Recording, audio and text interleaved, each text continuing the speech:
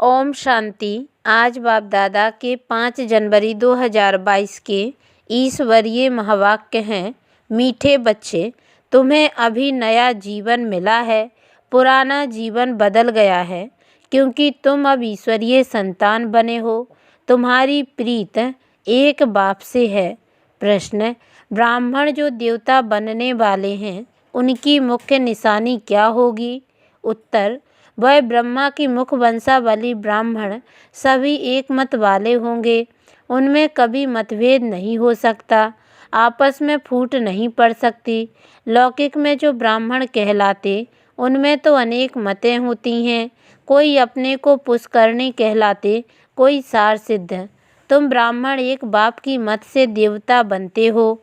देवताओं में भी कभी फूट नहीं पड़ती। गीत: जिस दिन से मिले हम तुम। ओम शांति। जब जीव आत्माएं और परमात्मा अथवा बच्चे और बाप मिलते हैं तो नई प्रीत हो जाती है, क्योंकि और संग प्रीत टूट जाती है। जैसे कन्या की पहले तो पियर घर से प्रीत होती है, सगाई होने से नई प्रीत जुटती है। उनके लिए सारा ससुर घर नया होता है। नई दुनिया की नई प्रीत जुटती है तो सारे नए परिवार से प्रीत जुट जाती है। अब गायन भी है: आत्माएं परमात्मा अलग रहे बहुकाल। यह सुंदर मेला है नया, यह घर नया, यह संबंध नया। तुम जानते हो हमें ब्रह्मा कुमार और ब्रह्मा कुमारियाँ, शूद्र कुमार और कुमारियाँ अब नहीं हैं। ब्रह्मा और ब्रह्मा कुमार कुमारियों का आपस में कितना लव है, क्योंकि यह हो गए ईश्वरीय संतान। ईश्वर तो है निराकार, उनके साथ लव तो साकार में चाहिए ना। निराकार को कैसे लव करेंगे?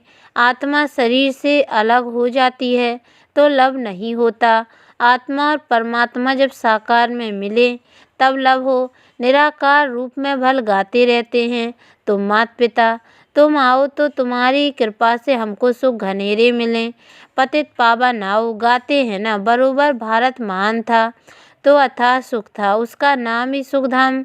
यह है दुखधाम, और जहाँ आत्माएं रहती हैं वह है शांति धाम। वहाँ तो आत्माएं पवित्र ही रहती हैं। आप पवित्र कोई आत्मा रह नहीं सकती। तुमको अब बाप मिला है तो नया जीवन मिला है। पुराना जीवन बदल अब नया जीवन बना रहे हैं। अपने बाप से बेहद सुख का वर्षा ले रहे हैं। सुख घनेरे भारत में ही होते हैं, स्वर्ग में, और शांति घनेरी होती है निर्माण धाम में, जहाँ तुम्हारा और हमारा घर है। तो समझाना चाहिए, हम आत्माएं शांति धाम की रहने वाली हैं।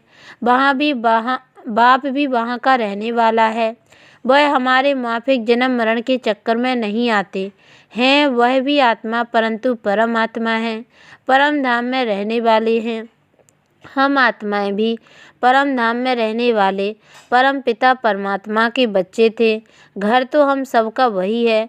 घर भी सबको याद है। कोई मरता है तो कहते हैं फलाना पार निर्वाण गया। वह है वाणी से परे स्थान, सूर्य चांद की जहाँ गम नहीं। हम वहाँ के रहवासी हैं। अब बाबा को याद करते रहते हैं। जब बाबा आते हैं तो नई बातें फिर से सुनाते हैं।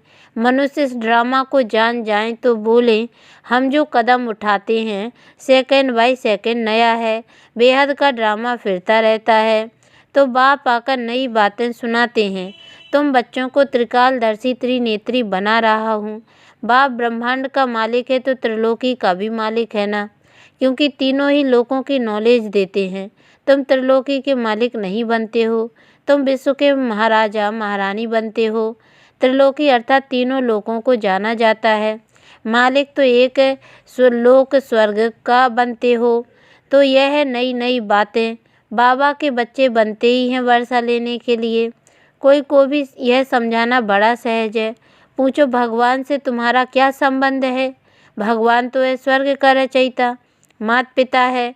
भगवान को कभी नरक अथवा दुखधाम का रचयिता नहीं कहेंगे। परम पिता परमात्मा ब्रह्मा द्वारा स्वर्ग की स्थापना करते हैं। जरूर नई दुनिया स्वर्ग ही रचेंगे। परमात्मा ब्रह्मा द्वारा पहले ब्राह्मण धर्म रचते हैं, उनको राजयोग सिखलाते हैं, जो फिर ब्राह्मण से देवता बनते हैं। तो ब्रह्मा द्वारा ब्राह्मण, फिर विष्णु द्वारा दैवी धर्म होगा। इस समय तुम ब्राह्मण बनकर फिर क्षत्रिय भी बनते हो।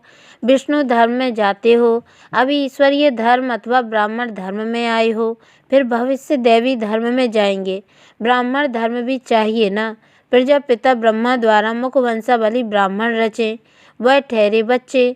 सन्यासी भी मुख से रचते हैं, परंतु वह बच्चे नहीं रचते, वह फॉलोअर्स रचते हैं। उनको वंश नहीं कहा जाता।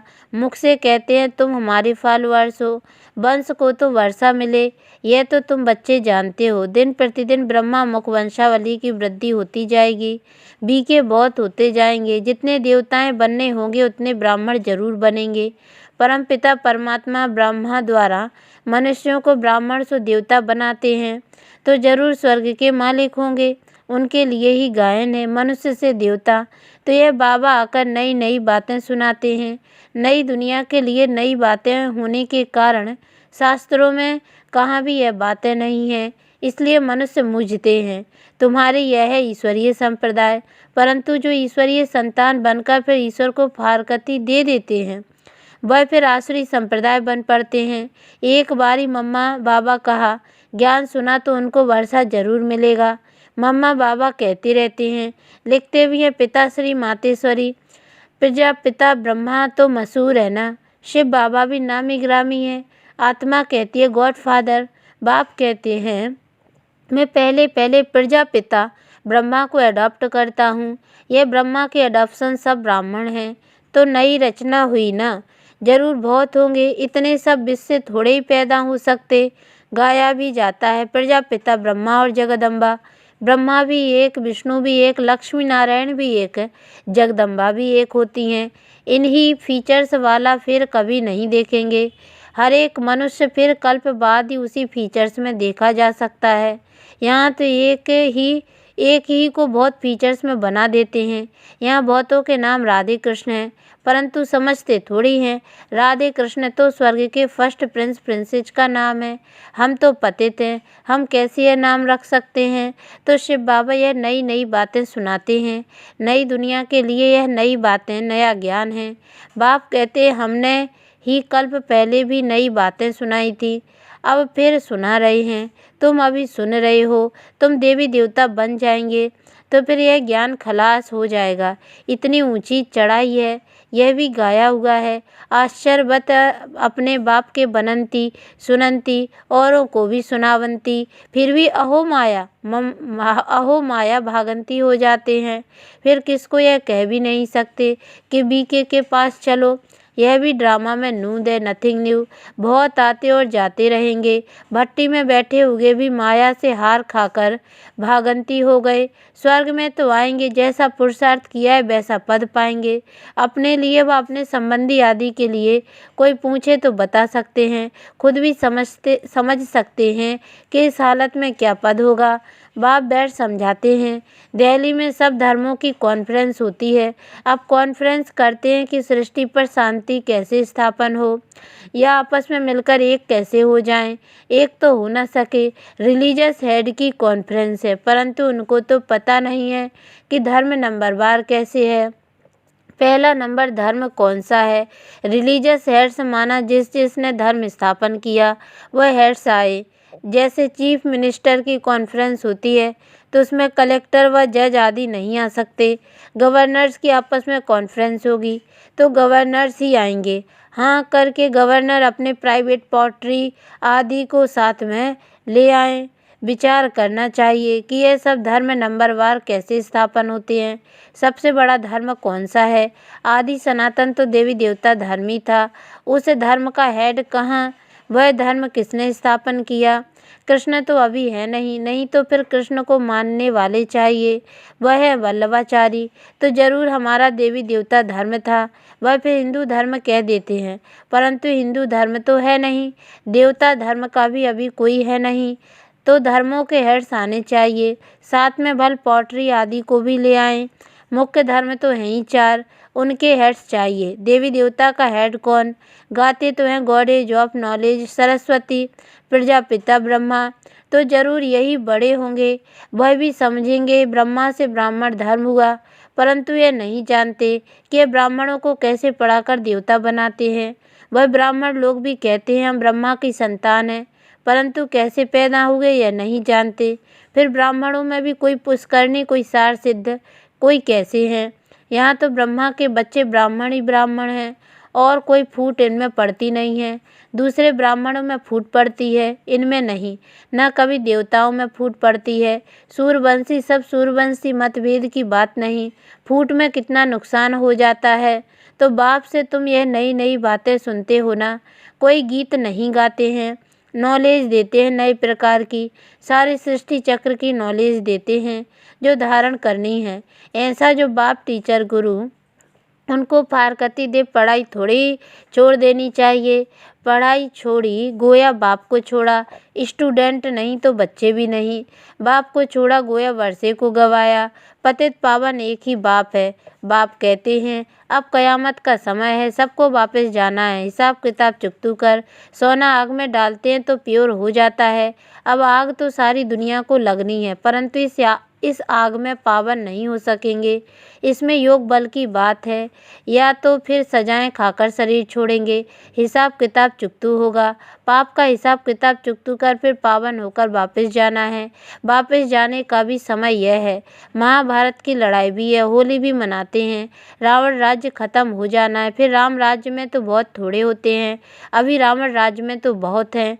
यह सब आत्माएं कहाँ जाएंगी। जरूर लिबरेटर भी चाहिए। बाप कहते मैं सबको ले जाऊंगा, सबकी ज्योति जगा कर ले जाऊंगा, फिर उनको अपना अपना पार्ट बजाना है। तुम जानते हो हम देवी देवता धर्म में आएंगे, मुक्ति धाम में जाकर फिर वापस चले आएंगे। 84 जन्म भोगेंगे, सूर्यवंशी चंद्रवंशी बनेंगे। सारा चक्र बुद्धि में आ गया है। आत्मा बता सकती है कि आओ तो हम आपको शिव बाबा का ऑक्यूपेशन बताएं। बच्चों के सिवाय तो कोई बता ना सके। वह कहेंगे परमात्मा तो निराकार है, उनका फिर ऑक्यूपेशन क्या बताएंगे। अरे वह पतित पावन है तो जरूर पावन बनाने उनको आना है ना। कैसे राजयोग सिखलाते हैं, ब्रह्मा द्वारा कैसे देवी देवता धर्म की स्थापना होती है, वह हम बता सकते हैं। तो बाबा बैठ सब बातें समझाते हैं, बच्चों को ही समझाएंगे। कल्प पहले जिन्होंने पढ़ा है वह पढ़ते हैं, नहीं पढ़ सकते तो भागंती हो जाते हैं। नई बात नहीं, फिर भी बाबा का हमेशा बच्चों पर लव रहता है। बेचारा फिर भी आकर बाप से पूरा वर्षा ले, परंतु तकदीर में नहीं होगा तो क्या कर सकते। बाप का तो लव है ना, क्योंकि भक्ति मार्ग में भी बाप को बहुत याद करते हैं। जो भी देवी देवता धर्म वाले होंगे वह जरूर याद करते होंगे। आधा कल्प खूब याद करते हैं। आत्मा ने सुख पाया है तो दुख में बाप को याद करेगी। वह जास्ती भक्ति कर पुजारी से फिर पूज्य बनते हैं। जो देवी देवता थे उनका ही सैपलिंग लग रहा है। तो कॉन्फ्रेंस शादी जब कहाँ भी होती है तो उसमें मुख्य धर्म वालों को बुलाना पड़े। बीगे को बुलाएं तो वह पूरी राय देंगे। प्रजापिता ब्रह्मा के बच्चे ब्रह्मा कुमार कुमारियां ही पूरी राय दे सकते हैं कि क्या करना है। तुम पीस चाहते हो, परंतु पीस तो निर्वाण धाम में ही होती है। अभी तो दुख धाम है। अनेक धर्म है, एक धर्म था तो सुख शांति सब कुछ था। अभी यह विनाश तो जरूर होगा, इसमें तो खुश होना चाहिए। स्वर्ग के गेट खुल रहे हैं। ऐसे ऐसे बच्चियों को समझाना पड़े, समझा। अच्छा, मीठे मीठे से की लदे बच्चों प्रति माता पिता बाप दादा का याद प्यार और गुड मॉर्निंग। रूहानी बाप की रूहानी बच्चों को नमस्ते। और हम रूहानी बच्चों की ओर से भी रूहानी माता पिता बाप दादा को याद प्यार और गुड मॉर्निंग बाबा नमस्ते।